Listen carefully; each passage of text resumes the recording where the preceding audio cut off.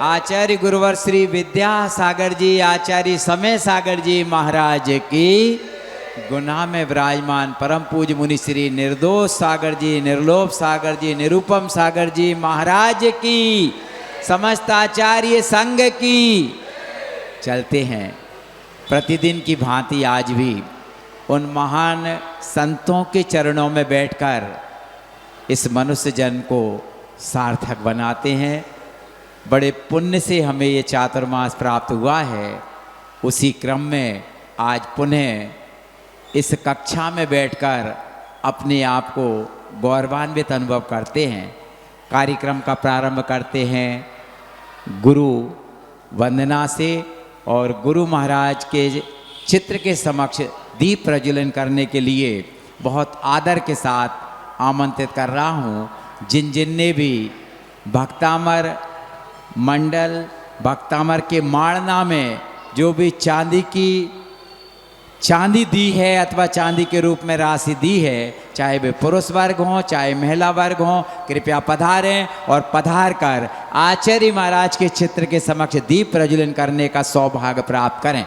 जिन जिन ने भी उस मंडल में चांदी देने की, एकता ग्रुप की ओर से 5048 रुपये बोल रहा हूँ, 48 काव्य हैं, इसलिए 5048 रुपये की राशि प्रदान करने की घोषणा की है। एकता ग्रुप के अध्यक्ष मंत्री अथवा जितनी भी यहाँ पर सदस्याएं हों, कृपया पधारें और पधार कर दीप प्रज्वलन करने का सौभाग्य प्राप्त करें। इसके अतिरिक्त जिन जिन ने भी चांदी दी है, श्रीमती, हाँ आप भी पधारें, किसान कटपीस परिवार से 1148 रुपये हमारे प्रवीण भैया सोनाली दीपाली मसाला परिवार की ओर से, कृपया पधारे बेबी, उधर नहीं इधर आना है, आइएगा शीघ्रता से। और भी जिन्होंने भी किसी भी प्रकार की राशि दी हो, चांदी दी हो, अपने पुण्य को बढ़ाइए ताकि वह कार्य सा आनंद संपन्न हो जाए। कृपया पधारें। जिनने भी दी है वह आकर के इस महामहोत्सव में करने का सौभाग्य प्राप्त करें। चलते हैं। गुरुदेव दया करके हमको अपना लेना, हम शरण पड़े तोरी चरणों में जगह देना। गुरुदेव दया करके हमको अपना लेना। हाँ, एक सम्मानजनक राशि श्रीमती आशा जी ने भी देने की घोषणा की है। जोरदार तालियां बजाइए। और हमारे सागर वाले धन कुमार जी साहब के ससुर साहब वे भी पधारें और शास्त्र दान करने का सौभाग्य प्राप्त करें। पधारें आप भी, जोरदार तालियां बजाइए। हाँ भाभी जी आप भी पहुँचें, शास्त्र दान करने का सौभाग्य प्राप्त करें। और भी जिनकी भावना बन रही हो, कृपया शास्त्र दान करने का सौभाग्य प्राप्त करने का सौभाग्य प्राप्त करें। जोरदार तालियां बजाइए सबके सम्मान में। जिन जिन ने भी इस कार्य में अपने आप को किसी न किसी रूप में जोड़ा है, वे बहुत सौभाग्यशाली हैं। चलते हैं। पूज्य महाराज श्री हमारे समक्ष विराजमान हैं और 9 बजने में 1 मिनट बाकी है। और भी किसी की भावना बन रही हो तो शीघ्रता से पधारें। पूज्य महाराज श्री के युगल चरणों में सत सत नमोस्तु अर्पित करते हुए प्रार्थना करते हैं। सम्यक चारित्र का प्रकरण चल रहा है। अपनी अमृतमयी वाणी से हमें सिंचित करने की अनुकंपा करें। नमोस्तु महाराज श्री, नमोस्तु नमोस्तु नमोस्तु, नमो लोहे सब साहुणम। सभी लोग 9 बार नमो कर पढ़ेंगे। बोले त्रिकालवर्ती 9 देवताओं की, बोले श्री चिंतामणि पार्श्वनाथ भगवान की, आचार्य भगवंत गुरुवै श्री विद्यासागर जी महाराज की, परम पूज्य आचार्य श्री समय सागर जी महाराज की, परम पूज्य उनवर श्री निर्दोष सागर जी महाराज की।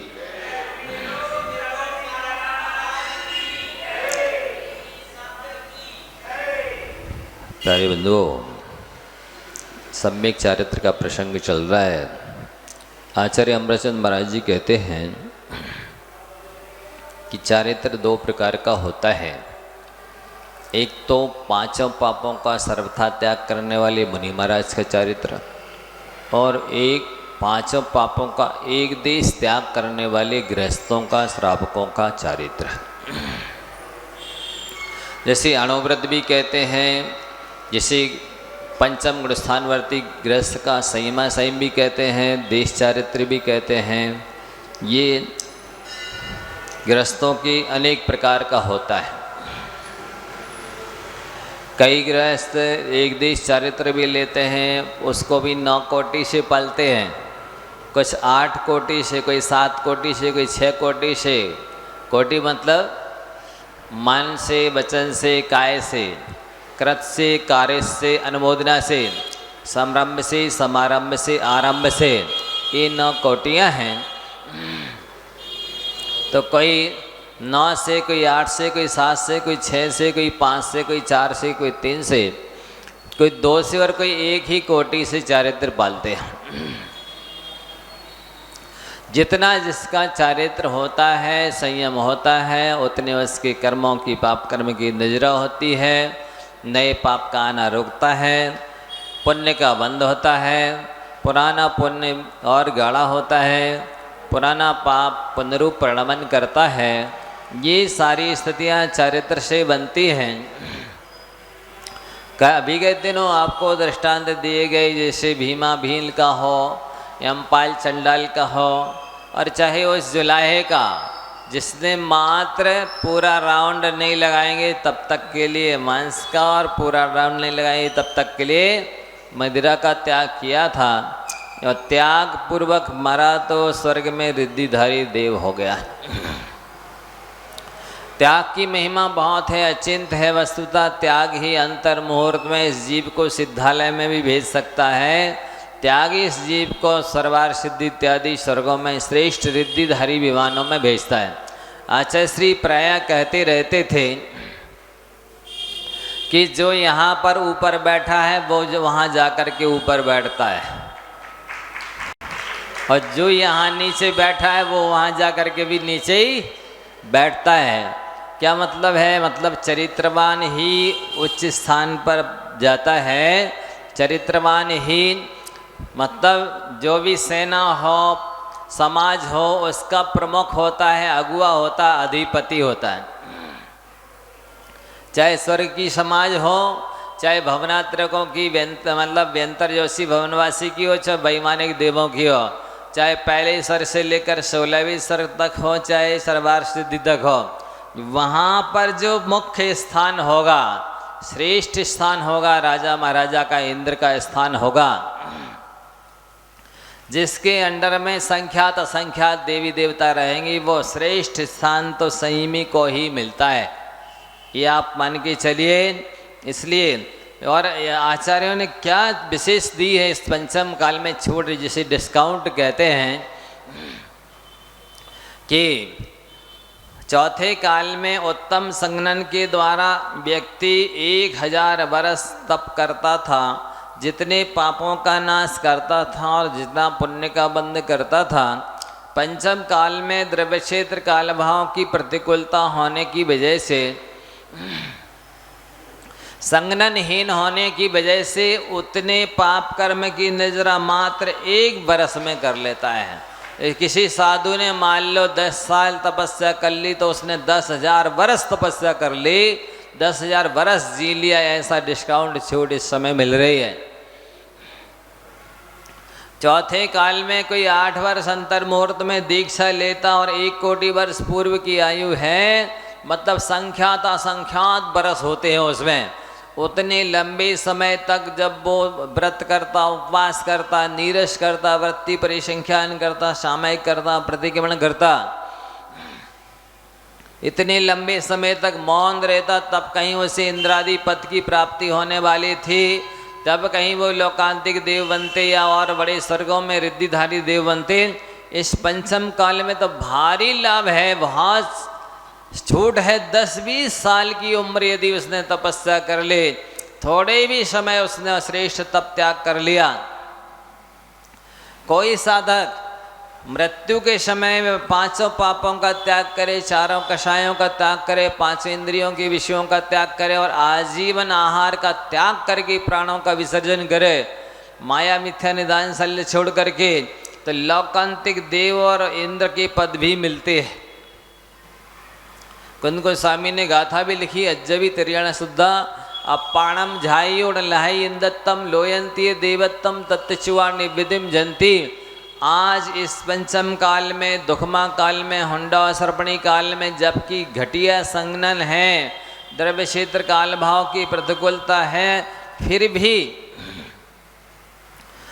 रत्नात्रय के धारी मुनिराज होते हैं, पंचाल काल में सदैव रहेंगे हैं और वे रत्नात्रय की आराधना करके आत्मा परमात्मा का ध्यान करके इंद्र और लौकांतिक देव के पदों को भी प्राप्त करते हैं, कर सकते हैं, इसमें कोई बाधा नहीं है। और साथ ही ये भी लिखा है कि वर्तमान में हीन संगनन और द्रव्य क्षेत्र काल भाव की प्रतिकूलता होने से प्रचुर दोष भी लगते अणुव्रतों में, महाव्रतों में, लेकिन वे दोष आलोचना और प्रतिक्रमण करने से चंद्रमा की चांदनी की तरह व्रत निर्मल हो जाते। कितनी बड़ी बात है बताइए। मतलब व्रत लेना, ध्यान से सुनना, व्रत लेने वाला तो व्रती कहलाता है, पर व्रत में दोष लग जाने पर प्रायश्चित करने वाला तपस्वी माना जाता है। नहीं आया समझ में? प्रायश्चित को तपों के अंतर्गत रखा है। तप 12 होते हैं, 6 अंतरंग तप और 6 बहिरंग तप। उनमें से बहिरंग तप तो मिथ्या दृष्टि भी तपते हैं, अज्ञानी भी तपते हैं, लेकिन अंतरंग तपों को तो सम्यक दृष्टि ही तपते हैं, ज्ञानी जी भी तपते हैं। तो ये विशेष बात है, विशेष लाभ है कि व्रत लेना। कई लोग जैसा कहते हैं ना, व्रत नहीं लेना तो कोई पाप है नहीं, और व्रत लेकर के दोष लगाना महापाप है। तो ये उनके घर की परिभाषा होगी, उनका अपना सिद्धांत होगा, निजी कपोल कल्पना होगी। आगम ऐसा नहीं कहता। आगम तो कहता है कि व्रत लेने वाला व्रती है और व्रतों में दोष लग जाए तो प्रायश्चित करने वाला तपस्वी है, क्योंकि अंतरंग तपों में प्रायश्चित पहले नंबर रखा। विनय, वैयाव्रत, स्वाध्याय, वित्सर्ग और ध्यान, ये 6 अंतरंग तप है, उनमें सबसे पहले नंबर अंतरंग तपों में प्रायश्चित को रखा है। हाँ, इतना है कि व्रत लेने के बाद में आलस से दोष नहीं लगाओ। आलस करके, प्रमाद करके दोष लगाना अपराध है। अश्रद्धा करके दोष नहीं लगाना चाहिए। हाँ, लिखा तो है शास्त्र में होगा, ऐसा अश्रद्धा नहीं करना। ये 2 अपराध हैं, पाप हैं, ये तो महापाप है। इसको तो कहा जाता, फिर ये भी लिखा है शास्त्र में, ये 2 तरह से यदि दोष लगाते हैं, अश्रद्धा से और आलस से, तो उन्होंने कहा कि व्रत लेकर के भंग करने पर, सहस्त्रकूट जिनालय को भंग करने पर जो पाप लगता है वो उतना पाप लगता है। और यदि मजबूरी में और अज्ञान से दोष लग गया है तो वो प्रायश्चित से धुल जाता है, शुद्ध हो जाता है। जिस क्वालिटी में और क्वांटिटी में आपने मन से, वचन से, काया से जिस ढंग से दोष लगाया है, उसी ढंग से उसका प्रायश्चित करना चाहिए। मन से यदि दोष लगा है, पाप हुआ है, तो मन से पश्चाताप करने से उसकी शुद्धि हो जाती है। वचन से यदि दोष लगा है तो वचन से बोलो, मिच्छा में दुक्कड़म क्षमा मांगो, तो वो कर्म धुलता है। और यदि काय से पाप किया है, दोष लगाया है, तो फिर काय से तप भी करो, अनशन करो, अनुदर करो, वृत्ति प्रसंख्यान इत्यादि काय से प्रायश्चित करो, तब वो शुद्ध होगा। तो ईमानदारी अवस्था होनी चाहिए। जैसे आपने व्रत लिया है उसमें ईमानदारी से पालते हैं तो निर्जरा होती है, और दोष तो लगाया है बहुत ज़्यादा और ईमानदारी से प्रायश्चित नहीं किया तो नहीं धुले गए, तो बात सही है। इसलिए पंचम काल में ये बहुत लाभ है कि आयु तो बहुत थोड़ी सी है और थोड़े से ही समय व्रत तब लेकर के त्याग करने से, संयम का पालन करने से, और बहुत भारी कर्मों की निर्जरा हो जाती है। तो यदि आप रत्नात्रय को लेकर के और उसको पालन करते हैं, आत्मा परमात्मा का ध्यान करते हैं, तो एक भव भी शेष रख सकते हैं। आज भी ऐसी योग्यता है। इस द्रव्य क्षेत्र काल भाव में भी इस अनंत संसार को समाप्त किया जा सकता है। और यदि आपने छायक सम्य दर्शन वर्तमान में हो नहीं सकता, छायक सम्य दर्शन प्राप्त कर लेते तो ज़्यादा से ज़्यादा 4 भाव में मोक्ष चला जाता। मान लो किसी ने मनुष्य आयु का बंध कर लिया, फिर छायक सम्य दर्शन प्राप्त किया तो वो भोग भूमि का मनुष्य होगा। एक भाव ये हो गया यहाँ का, और एक भोग भूमि का हो गया 2। फिर वहाँ से नियम से स्वर्ग में जाएगा तो वहाँ का हो गया 3। फिर मनुष्य होगा और मुनि बन करके मोक्ष जाएगा। ये 4 भाव लगते हैं। और यदि आयु बंद नहीं किया है तो या तो उसी भाव से मोक्ष जाता है छायक सम्य दृष्टि, या फिर स्वर्ग में जाएगा और स्वर्ग से आकर के मुनि बन करके मोक्ष चला जाएगा। 3 भाव होंगे। तो ये 3 भाव या 4 भी रख सकता था। और यदि आपने अभी तक मान लो इतनी उम्र निकल गई,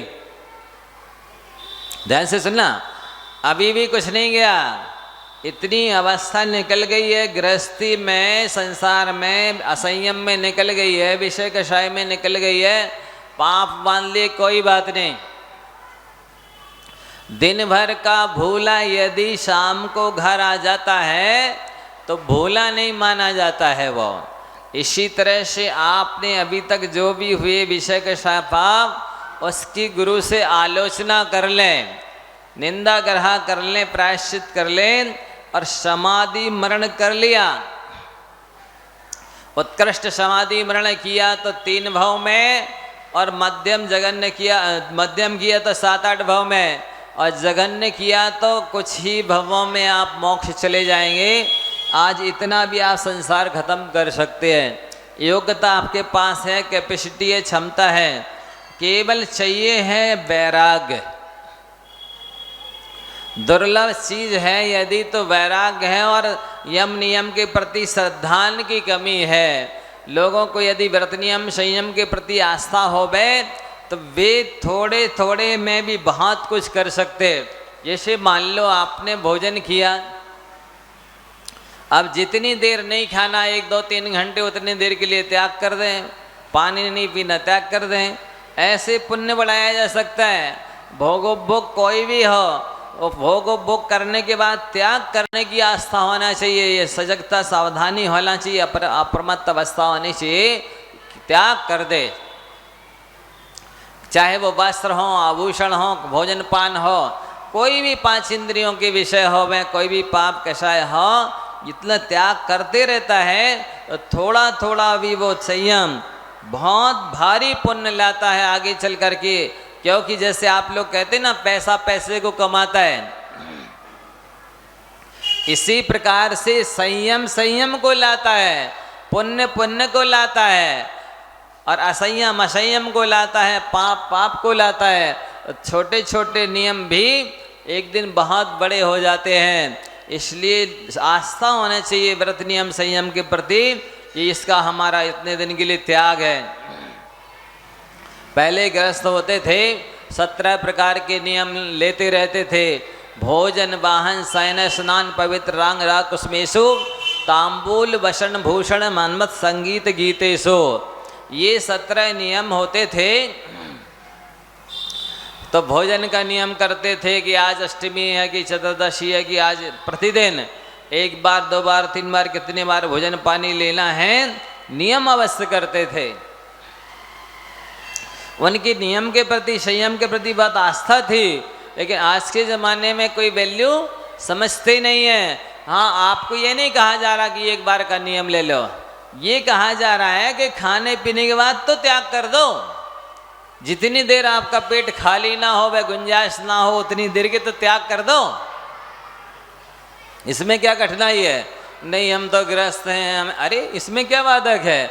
ना कोई पर्याय बाधक है, ना कोई गृहस्थी बाधक है, ना कोई स्वास्थ्य। जितनी देर नहीं खाना है उतने 1 घंटे, आधा घंटे, 1 मिनट, 5 मिनट, 2 घंटे, 4 घंटे, 1 दिन, 2 दिन, 15 दिन, कोई तो नियम लो।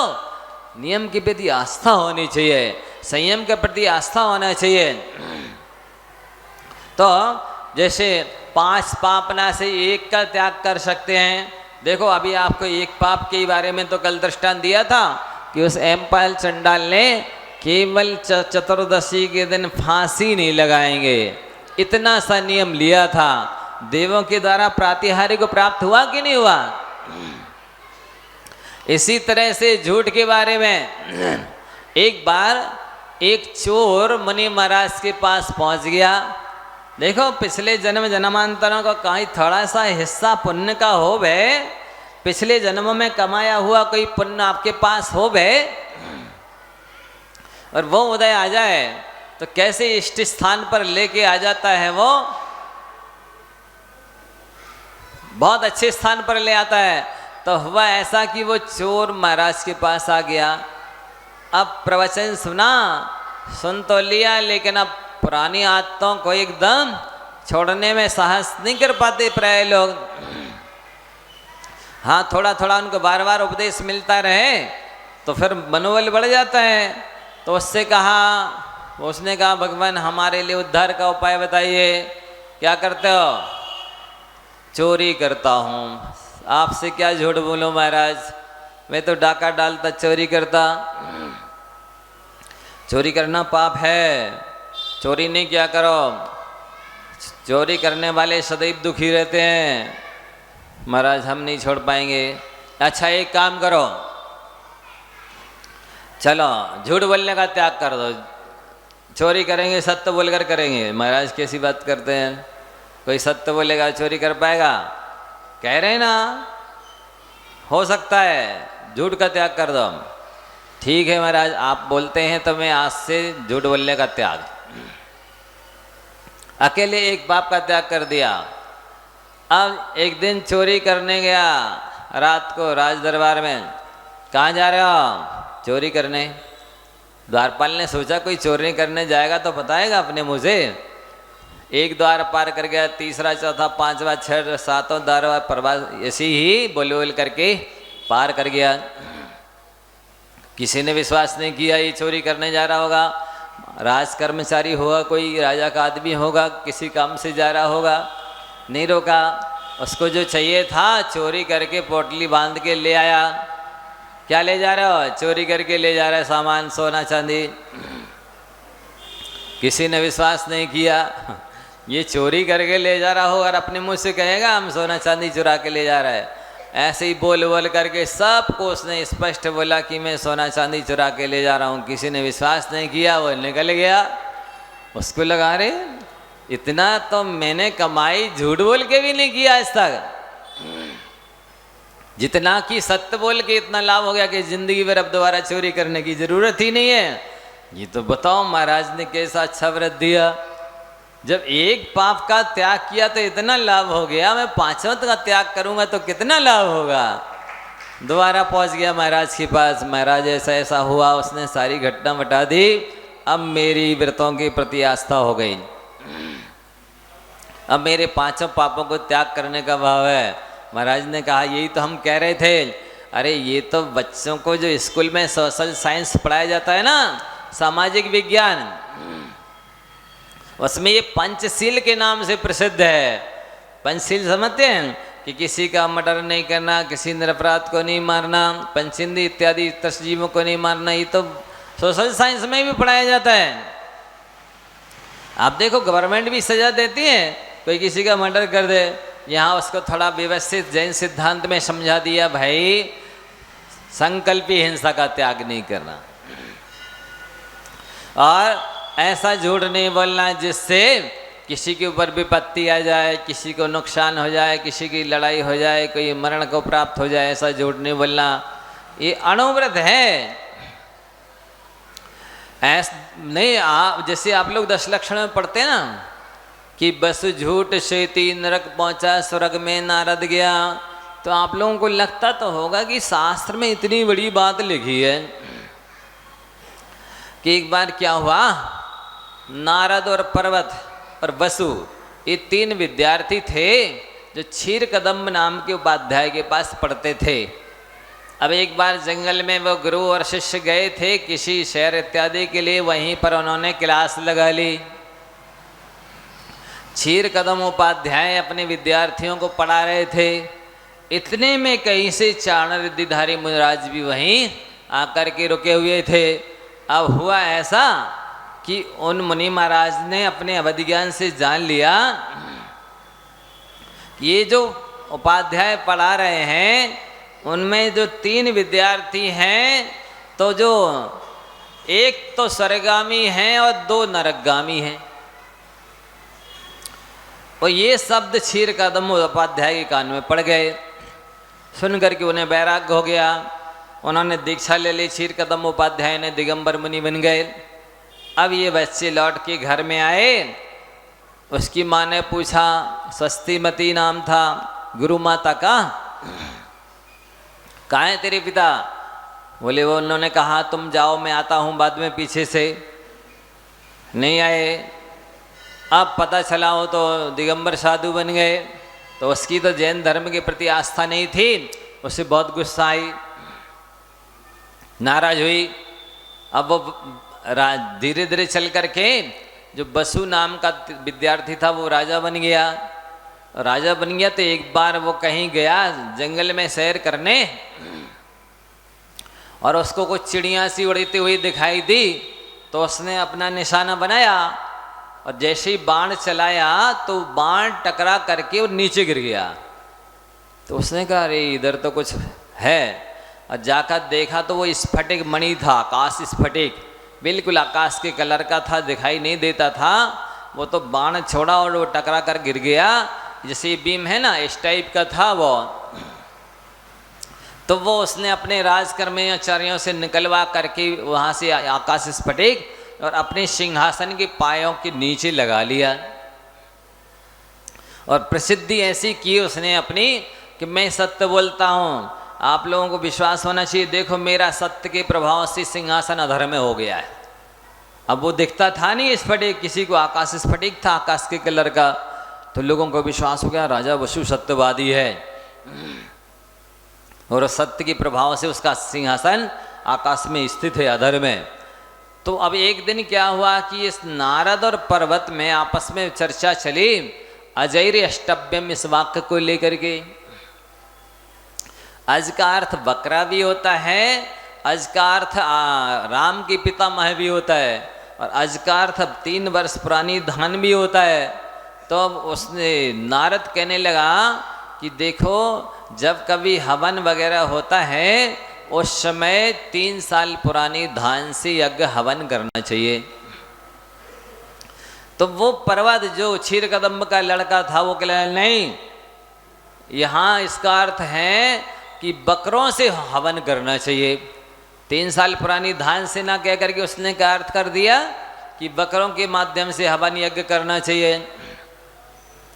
अब एक दूसरे की मानने को तैयार नहीं थे तो उन्होंने कहा अच्छा एक काम करो, अपना मित्र है ना बसु, अपना जो सहपाठी है, क्लास फेलो है, अब और वो सत्यवादी भी है, अपन उसके पास चलते हैं। वो जो निर्णय दे देगा, जो जीत जाएगा हार जाएगा उसकी जवान काटी जाएगी। ठीक है। अब पर्वत घर आया, अपनी माँ से उसने सारा हाल बताया स्वस्तिमती से। उसने कहा तूने गलत कर दिया, मैंने भी तेरे पिता के द्वारा कई बार सुना है कि इस हवन यज्ञ के प्रसंग में आज का अर्थ 3 वर्ष पुरानी धान लेना है, बकरा नहीं लेना। हिंसा में कई धर्म होता है, दया धर्म का मूल है, पाप मूल अभिमान तुलसी दया न छाड़िए जब लग घट में प्राण, उसकी माँ ने सुनाया। देख इसमें लिखा है ना दया धर्म का मूल है, दया धर्म की जड़ है, फाउंडेशन है, मुख्य है। दया के बिना तो धर्म होते ही नहीं है। तूने गलत कह दिया और कल जो सभा में निर्णय होगा तेरी जवान काटी जाएगी। तो तेरे पिता भी गए दीक्षित हो गए, और स्त्री का जीवन पराधीन होता है। बाल्यावस्था में पिता के अधीन रहती है, युवावस्था में पति के अधीन रहती है, वृद्धावस्था में पुत्र के अधीन रहती है। अब पिता भी गए, तेरी भी जवान काटी जाएगी, इससे तू भी मर जाएगा। मैं तो अनाथ हो गई, किसके आश्रय से मेरा जीवन चलेगा? तूने अनर्थ कर दिया। अब उसने क्या है दिमाग लगाया, और वो रोती बिलखती अपने उस राजा वसु के पास गई। और गुरु माता आ रही है, गुरु की पत्नी थी ना क्षीर कदम्ब की, तो उसने उठ करके सिंहासन से सम्मान किया। आओ माता, कैसे कष्ट किया आपने, मुझे ही बुला लेती, आप क्यों कष्ट किया, क्या आदेश है, मैं आपकी सेवा में तैयार हूँ। उसने सारा हाल रो रो करके उसके सामने सुना दिया। तो हुआ ऐसा था, जब क्षीर कदम उपाध्याय ने दीक्षा ली थी तब वो रो रही थी। तो वसु ने कहा था, माता आप चिंता ना करो, मैं हूं ना, आपको जब जो चीज़ की आवश्यकता पड़ जाए मैं आपको एक वरदान देता हूं, आप मांग लेना। उस वरदान में जो जो चीज़ की आपको जिस चीज़ की जहाँ जैसी आवश्यकता पड़े आप मांग लेना। ठीक है बेटा, तुम अपने पास रखो, मुझे जब ज़रूरत पड़ेगी मैं अपना वरदान मांग लूँगी। उसको इस समय याद आया तो वो राजा वसु के पास गई और उसने कहा, सारा हाल रो करके सुना दिया, और बेटा तुमने मुझे वरदान दिया था। हाँ माता बिल्कुल दिया था, मांग लो क्या चाहिए। बस बेटा तुम्हारी सभा में जो नारद पर्वत के बीच में विसंवाद हुआ है तो आपको फैसला नारद की पक्ष में देना है। हाँ माता बिल्कुल, इतनी सी बात, बिल्कुल आपको मैंने वचन दिया था, वरदान दिया था, ऐसे ही होगा। पर्वत के पक्ष में देना है क्योंकि वो उसका बेटा है, वही तो हम कह रहे हैं, पर्वत के पक्ष में देना है। ठीक है, ऐसा उसने कह दिया, वचन ले लिया। अब दूसरा दिन हुआ, ऐसे ही सभा भर गई, स्त्री पुरुष देखने के लिए आए। राजा वसु सत्यवादी है, आज तो वो जो कहेगा हवन उसी से कल से चालू हो जाएंगे। अब जो भी लोग हवन करेंगे, यज्ञ करेंगे, उसी से होगा जो राजा वसु कहेगा, क्योंकि वो सत्यवादी है, उसका सिंहासन सत्य के प्रभाव से अधर में है। और वाकई में सत्य की महिमा है ऐसी कि मान लो सत्यवादी जो कहता है वैसा होने में देर नहीं लगती है।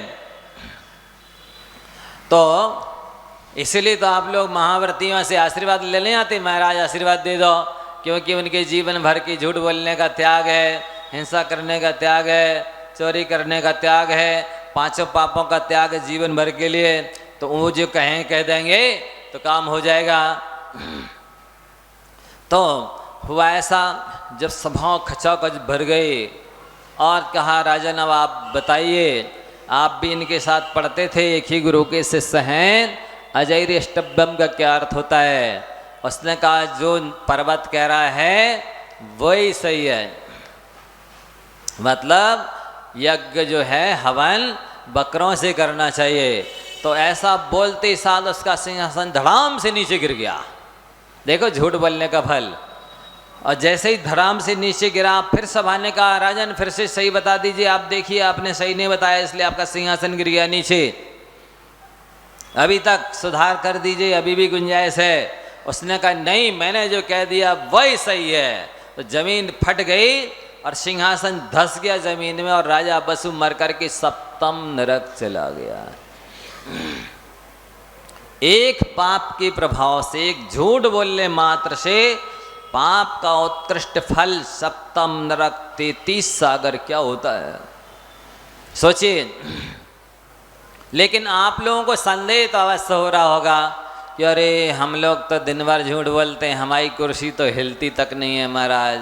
आप कह रहे हैं उसका सिंहासन नीचे गिर गया और जमीन में धस गया और सप्तम नरक चला गया। देखो ऐसा है, उसने इस तरह का झूठ बोला, वो राजा की गद्दी पर बैठा था, कि उसने जो न्याय दिया सत्यवादी के रूप में प्रसिद्ध था, और बोला इस समय है कि बकरों से हवन करना चाहिए, यज्ञ करना चाहिए। लेकिन अब उसके बोलने से जब तक बकरों से यज्ञ होता रहेगा, हवन होता रहेगा, वो सब का पाप उसके खाते में जाता रहेगा। आ गया अभी से, अभी बोला और सारा पाप उसके हिस्से में, छठा हिस्सा पाप का आ गया। तो असंख्यात अनंत, मतलब कितने बकरे तब से लेकर अब तक यज्ञ में हवन में होमे गए और होमे जाते रहेंगे, उस सब का फल उसे तत्काल मिल गया।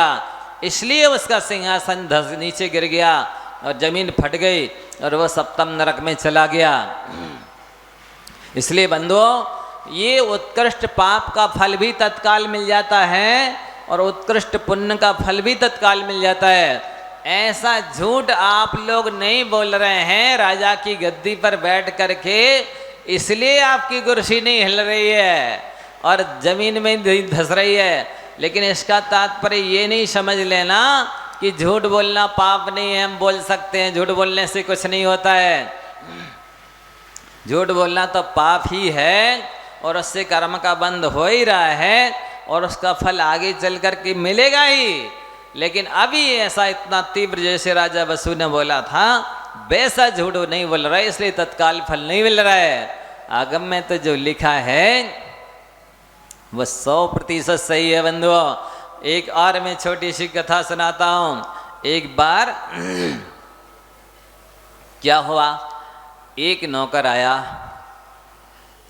लड़का कहीं से और सेठ से बोला, सेठ जी और तनख्वाह कुछ नहीं चाहिए, भोजन चाहिए, आवास चाहिए, कपड़े चाहिए और एक। अरे नौकर तो दिन भर झूठ बोल सकता है, बोलते होंगे। ये कह रहा मात्र साल में एक झूठ बोलेंगे। ठीक है बेटा, ठीक है, अच्छा है, तुम रहो, कोई दिक्कत नहीं है। अच्छे बढ़िया नए कपड़े दे दिए और फटेंगे 3 महीने 6 महीने में जितने और दे देंगे। कपड़ा एक कमरा है बाजू में हमारे ऑफिस के, इसमें रहो आराम से, लेट बात अटैच है, भोजन मिल जाएगा। ठीक है, वो भी अच्छे से काम करने लगा। सेठ जी बहुत स्नेह करते, बताओ ये कुछ नहीं लेगा, केवल कपड़े भोजन आवास में इतने दिन भर मेहनत करता। सेठानी भी खुश, जो कुछ कहते दोनों की बिल्कुल आज्ञा का कभी उल्लंघन नहीं करता, जैसा कहा जब कहा जहाँ कहा कर दिया। सेठ सेठानी दोनों खुश। अब दीपावली आ गई, हाँ बेटा तुम्हारे लिए कुछ गिफ्ट देना चाहते, कुछ चाहिए? नहीं नहीं सेठ जी हमको कुछ नहीं चाहिए। अरे क्या कहना है, ऐसा लड़का कहाँ मिलेगा, ऐसा तो हमारा लड़का भी नहीं है। वस्तुतः देखा जाए लड़के से नौकर सस्ता है। लड़के को 9 महीने गर्भ में रखो, कष्ट सहो, जन्म देने का कष्ट सहो, लालन पालन करने में ही दांतों पसीना आ जाता है, रातों रात सोने नहीं देता है, और कितने पाल पोस के बड़ा किया, पढ़ाया लिखाया, शादी विवाह किए, स्वयं ने पसीना बहा करके जो संपत्ति कमाई उसको दे दी। अब कहता है पापा ये बच्चे को खिलाओ थोड़ी देर, बाजार जाओ सब्जी ले आओ, उल्टे आदेश निर्देश दे रहा है, एक गिलास पानी भर के कभी देता नहीं है। नौकर कितना अच्छा है बताइए, 5,000 10,000 रुपया लेता है, 24 घंटे सेवा के लिए खड़ा रहता है तत्पर, कभी कोई आदेश निर्देश नहीं देता। कितना अच्छा है लड़का, ये बहुत भाग्य से मिल गया।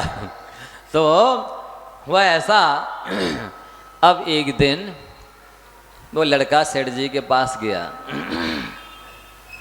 सेठ जी आपने मुझे बहुत अच्छे से रखा, पिता जैसा प्यार दिया, मुझे कोई कष्ट नहीं होने दिया, आप कितने धार्मिक हैं, रूपवान हैं, सब कुछ सही है, शीलवान हैं, लेकिन मुझे दुख इस बात का है कि आप सर्वगुण संपन्न होते हुए भी मुझे माता राम मतलब घर पे छोड़ जाती हैं और दिन भर पता नहीं कहाँ जाती। लो आप तो दुकान पर रहते हैं, मुझको घर पे छोड़ जाती काम के लिए, और सेठानी पता नहीं कहाँ जाती। और आप सावधान रहना, आज हो सकता है आपकी गर्दन भी काट सकती है। अच्छा, अब तो सेठ जी के पैरों के नीचे से जमीन खिसक गई।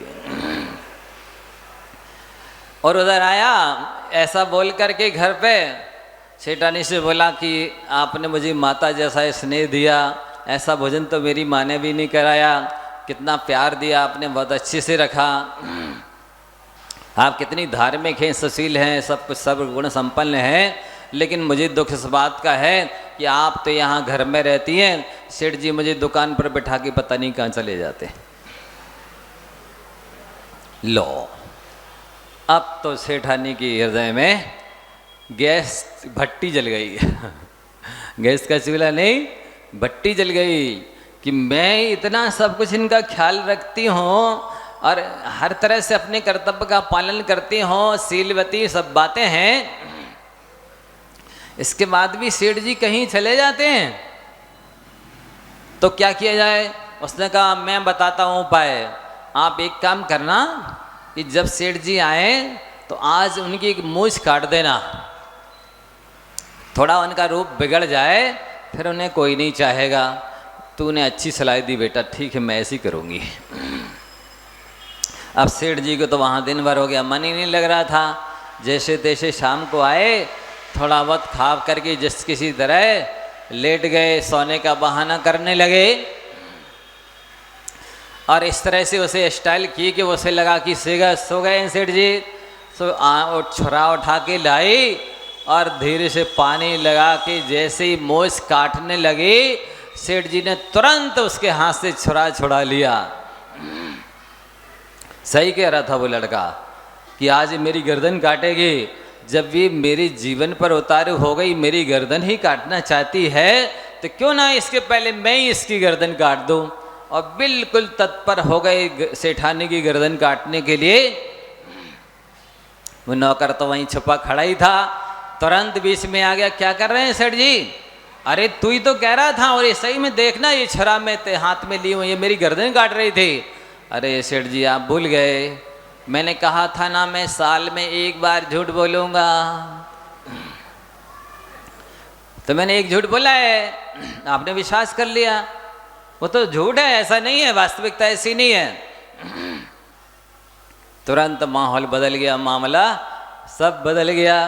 तो आपको हम ये बताना चाह रहे हैं कि जब एक झूठ बोलने से ये इतनी बड़ी समस्या खड़ी हो सकती है, जान की नौबत आ सकती है, तो जो दिन भर बोलते हैं वो कितना पुण्य नष्ट करते होंगे, कितना पाप का बंद करते होंगे, आप इससे अनुमान लगा सकते हैं। इसलिए बंधुओं, व्रतों के प्रति आस्था होनी चाहिए। आचार्यों ने जो लिखा है कि आप व्रत का पालन करेंगे, तत्काल में सुख शांति मिलेगी, तत्काल में निराकुलता आएगी और असीम पाप से आप बचेंगे। आप सोचिए, आपका हिंसा करने का त्याग नहीं है, आपने पूरे जीवन में एक चींटी को भी नहीं मारा, लेकिन त्याग ना होने से 24 घंटे 12 महीने जब से संसार में हैं, जब तक संसार में रहेंगे 24 हिंसा ही कर रहे हैं। आप सटकाए के जीवों की हिंसा कर रहे हैं, पाप बांध रहे, पाप लाद रहे हैं। नहीं महाराज हम नहीं कर रहे हिंसा, नहीं कर रहे का मतलब है आप सोते हुए शेर के समान हैं, आप सोते हुए व्याघ्र के समान हैं, आप सोते हुए बिल्ली के समान हैं। बिल्ली सो रही है, अभी ना हिंसा कर रही, ना झूठ बोल रही, ना चोरी कर रही, ना कुछ सेवन कर रही, ना परिग्रह उसके पास कुछ है। महाव्रती मान ले, बोलो वो हिंसा नहीं कर रही ना, मान लीजिए जितनी देर सो रही है, नहीं उसका संकल्प पूर्वक त्याग नहीं है। तो जैसे आप बिल्ली को, शेर को, सांप को, व्याघ्र को आप महाव्रती मानने तैयार नहीं है, जिस समय वो भूखा भी बैठा है या सो रहा है, क्योंकि उसका संकल्प पूर्वक त्याग नहीं है। इसी तरह आपका यदि संकल्प पूर्वक त्याग नहीं है, तो आप भी उस सोते हुए शेर के समान, बिल्ली के समान हैं, लगातार सटकाए के जीवों की हिंसा करने का पाप बांध रहे। अब बताइए आप कैसे सुखी हो? बोलिए कैसे सुखी होंगे जब आप माने असंयम के द्वारा मन से सारी हिंसा कर रहे हैं, और आप देख भी सकते जिसका त्याग नहीं होता है, यदि मौका पड़ जाए तो व्यक्ति वो चूकेगा भी नहीं कि तुमने हमारा बिगाड़ किया है, तुम हमें मारना चाहते थे तो हम भी तुम्हें मारेंगे। और यदि त्याग होगा तो वो कहेगा भैया मेरे पिछले पाप कर्म का उदय था, इसलिए मारना चाह रहा था। समता धारण कर लो, अपने कर्म उतर जाएंगे, कर्मों की नजरा हो जाएगी। हमें नए कर्म भी नहीं बांधना है और नए शत्रु भी तैयार नहीं करना। वो क्षमा कर देगा, छोड़ देगा, लेकिन जिसका त्याग नहीं होता है वो बदला लेने के लिए तत्कटिबद्ध रहेगा, मौका देखता रहेगा। इसलिए उसको निरंतर छेकाए कि अनंत अनंत त्रसस्थावर सब जीवों की हिंसा का पाप लग रहा है। और जब असंयम से पाप बंद हो रहा, कर्म बंद हो रहा है, तो वो कभी ना कभी तो उदय में आएगा, और उदय में आएगा तो आपको निश्चित ही रुलाएगा। आप तो समझ रहे हैं आंखें हमें देखने के लिए हैं, देखने के लिए अकेली नहीं है, रोने के लिए भी हैं। यदि रोना नहीं होवे तो इन पापों का त्याग करो, तभी केवल देखने की काम आएंगी ये आंखें। इसी तरह से आप संकल्प हिंसा का त्याग तो कर ही सकते हैं कि हम जानबूझकर किसी भी जीव को नहीं मारेंगे। जैसे चींटियों को आपने कड़ी बुहारू से झाड़ दिया, खड़ेरा इत्यादि होता है ना, सींग वाली बुहारो, उससे झाड़ दिया, बोल दिया चीटी चाटी चढ़ो पहाड़, तुम पर आई गोबर की धार, और तुम ना भगो तो तुम पर पाप, और हम ना कहें तो हम पे पाप।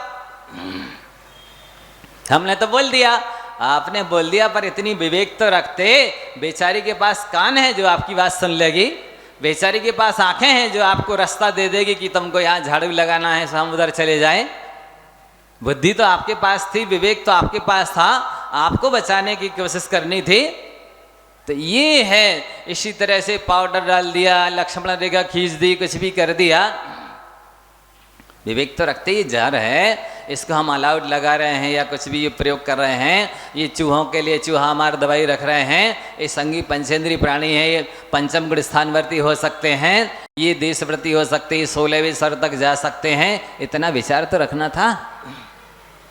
नहीं परेशान कर रहे थे तो आप किसी को परेशान करें सो आपके साथ वही ऐसी व्यवहार करे, ठीक रहेगा? बताइए, आप उसके साथ जैसा व्यवहार कर रहे हैं। शास्त्रों का रहस्य तो ये है, सार तो ये आप संक्षेप में सुनिए कि शास्त्र नहीं पढ़े, आपको समय नहीं, आप समझते नहीं है, लेकिन इतना तो समझते हैं कि श्रूयताम धर्म सर्वस्वम श्रुत्वा चाप्य विधारिताम आत्मना प्रतिकूलानि परेशान ना समाचरेत। आप इतना तो समझते हैं कि मैं क्या चाहता हूं अपने लिए। क्या आपके लिए कोई सुई चुभाता है तो अच्छा लगता है? जब आपको सुई की चुभन अच्छी नहीं लगती है तो आप किसी की गर्दन पर चाकू चलाएं, हंसिया चलाएं, ये धर्म हो सकता है? ये विवेक हो सकता है? ये अहिंसा हो सकती है? ये कर्तव्य हो सकता है? ये फर्ज हो सकता है? बताइए। ये जैन लोग है, इसको समझने की कोशिश तो करनी चाहिए, इतनी तो बुद्धि होनी चाहिए कि जी ऐसा यदि मेरे साथ कोई करेगा तो मुझे कैसा लगेगा।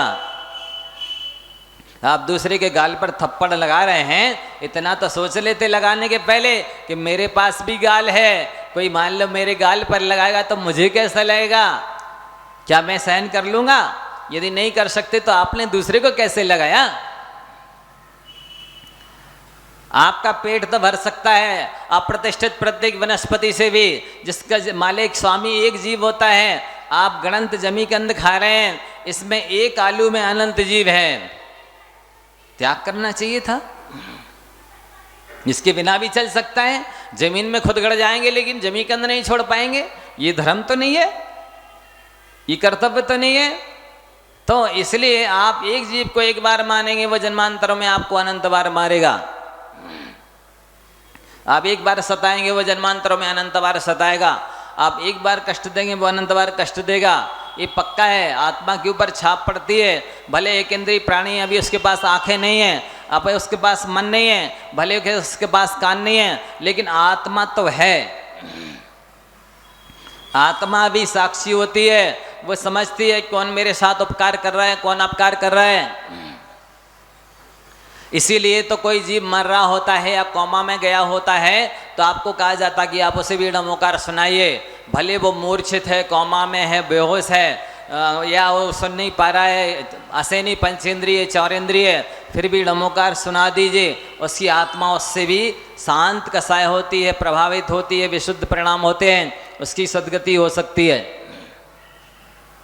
तो एक इंद्रिय जीव को भी कष्ट मत दीजिए। ये जो अवक्ष चीज़ें इनको छोड़िए, अन्यथा वहाँ पर बन रहा है लाखों करोड़ों किलोमीटर दूर वो कोई फास्ट फूड इत्यादि, और आप यहाँ खरीद के खा रहे हैं। लेकिन इस जीव को मार करके किसी की हड्डी, वसा, चर्बी इत्यादि धातु मिलाई गई है, वो जीव आपसे बदला लेगा जन्मांतरों में जब भी कहीं मिलेगा। ऐसा इतना प्रभाव रहता है कि मुझे जो कष्ट दिया गया उसमें निमित्त कितने लोग बने हैं, वो सबसे बदला लेगा। और वो नहीं ले पाएगा तो आपने ऐसा जो कर्म बांधा है, पाप बांधा है, उससे दूसरा जीव आपसे बदला लेगा।